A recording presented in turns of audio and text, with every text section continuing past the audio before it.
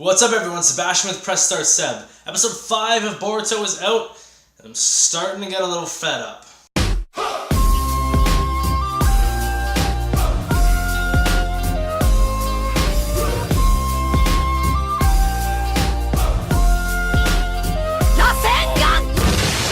So episode 5 is out now, and there just seems to be a lot of padding in the show. We're 5 episodes in, and really not a whole lot's happened. Yes, we're seeing more of the weird blue aura chakra thing infecting more people, and every episode Boruto seems to be meeting somebody, but a lot of this has little weight if you've already watched the movie, because these are characters we've already met, or in some cases, like Denki or Iwabe, that they're characters that they're not even in the manga. So the episode starts and there's this guy, he's like super cheese, he's been failing his graduation exams from the academy so long, so he's just going through town and fucking fireballing all over the place. And obviously, it's the job of Boruto and company to get this guy to stop freaking his shit. Now, the thing that I don't understand, there's a whole town of shinobi and adults and people of note, and assumedly guard force. Why is no one aware that this guy's just fucking fireballing all in the middle of the village? But that's an aside. Forget it. So Boruto, Shikadai, Inojin, and Iwabe kind of chase this guy into a corner, in which they find him already beaten up, and Mitzuki is there looking all weird and glowy-eyed. So this is our introduction to this character. We kind of got a glimpse of him last episode.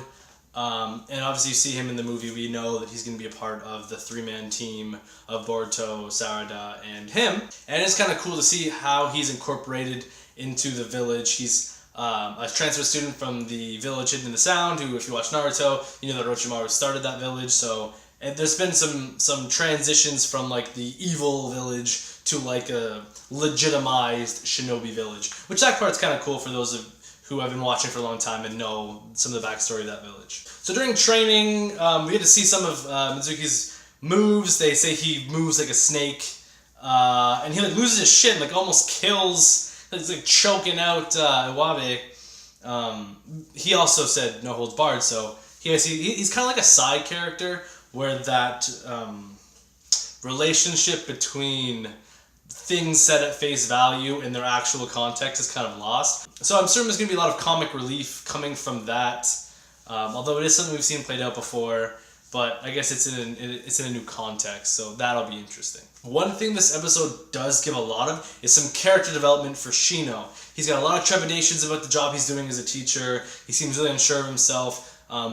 He's trying to put on this grandiose show to have the kids like him and approve of his teaching style. He doesn't think they're taking him seriously, which is interesting because he kind of struggled with some of these things in the previous shows, Naruto and Shippuden. But the frustrating thing with this is the timing of all of these problems. What I mean by that is that so when Naruto the last movie happens, or the end of Shippuden essentially, he's kind of already headed down that path towards teaching. So it would have taken him maybe a couple years to become a teacher. Iruka sensei is old as balls. He's the principal now and he looks just fucking old. So there's obviously a big time gap. Boruto and company are 8 or 9 maybe. So obviously in that huge amount of time, there's no way this is his first class. In 8 years, he's obviously been able to teach a class, gain some credibility, gain some experience teaching. So a lot of his, I guess the things that he's worried about kind of seem, I understand why they're there, but they kind of seem like a dumb, let's make up an issue. Shino is worried about him not teaching very well. But he would have a wealth of experience. There's no way this is his first class because everyone's so old. The time difference between when Shippuden ends and Boruto begins is pretty substantial. Naruto looks old as shit. Iruka looks old as shit. Shino's they're older than what Kakashi was, for example. And because of that, it's kind of weird to see this being his first class or him not really knowing how to engage with the class, because he should have had a lot of instances in which he should have been able to do this. But it's kind of a tangent. I understand why they do it. It was cool to see, but again, I couldn't really relate to his issue because I just thought, there's no way you're having this problem.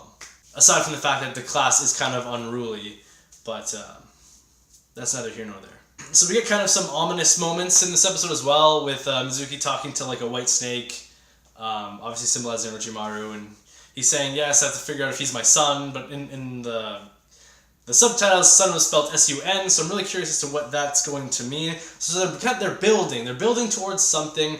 It's just taking a long time. One thing I really did enjoy with this episode, as brief as it was, is we got to see some teamwork between Sarada and Shikadai, and taking down the crazy guy who's also possessed with the blue chakra. Seems like the whole fucking village is being possessed with this blue chakra. And he's throwing huge logs, and Sarada comes, and Shikadai's laying on the steps, and he gets a possession jutsu. So there's a lot of cool instances in the series so far where you're seeing different characters combine their jutsus and their talents in new and exciting ways. So the episode ends, and Shino's all beaten up and sad about disappointing the class and having his class being unruly. And then the blue chakra thing bites him, and he gets all evil, and he wants to come and scrap Shikadai, Boruto, and Mitsuki.